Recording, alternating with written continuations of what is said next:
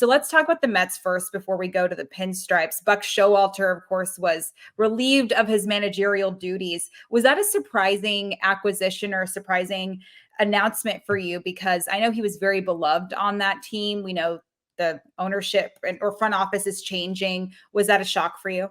I wasn't surprised, to be honest. Mm, I felt like it's okay if they decide to make that move. It's okay if they keep him. I think it's no harm, no foul, in my opinion. right. But I do think that this clubhouse, and those guys did love him. I mean, Francisco Lindor went on and on. That guy, he could wax poetic on how much he loved Buck. And I think that that probably rang true for a lot of the clubhouse. But if you look at the dynamic of where this team is going, they're bringing up younger guys. They're going to let their rookies kind of, sink their teeth into next season. You come out and say, we're not going to compete until 25. That's BS. First of all, you're going to compete next year. And I actually hate that any ownership or any team would even allude to that fact. I feel like that gives everyone else a competitive advantage. I don't know why you would say that, but this team is going to be better than I think whatever they're expecting. I firmly do believe that.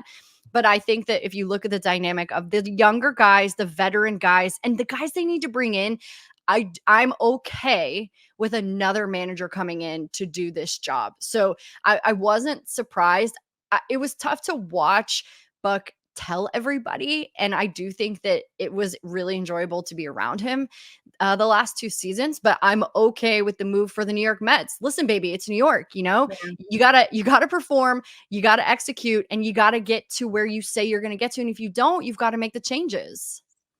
And those changes, what would those changes be for a roster? Because they know the money was there and we know they weren't there on the trade deadline. Max Scherzer always ends up on a team that is, he's literally like, doesn't matter what team I start the season on, I'm going to end up on a postseason team come trade deadline. So what happens here? What happens? What do the Mets need to do in order to hopefully not repeat in 2024?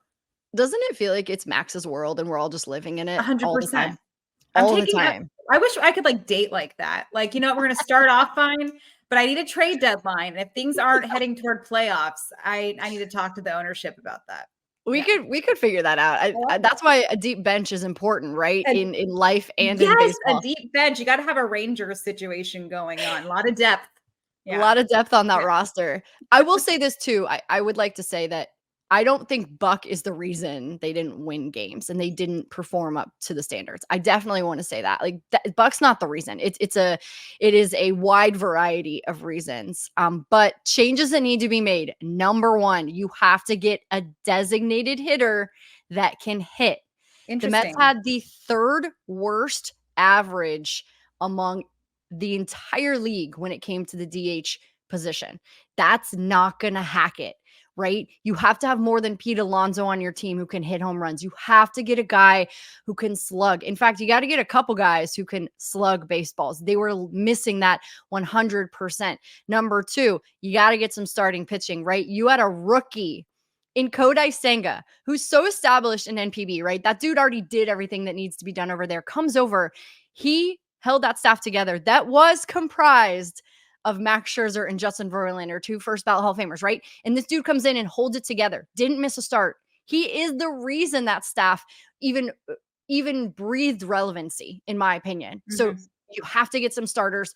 You have to re-sign Pete Alonso, statistically one of the best first basemen in the league. It makes no sense to me. Intangibly, I think one of the best people in the community in New York Yeah. City and wants to be here and loves the lights and loves the pressure. He's a homegrown dude. I don't know anything about that situation. That's not quite my bread and butter, Right. but I got to resign Pete Alonso. And then I just think you got to get a couple veteran guys. Like I think what you're watching, and I'm sure you've noticed this too, you're on the other spectrum, right?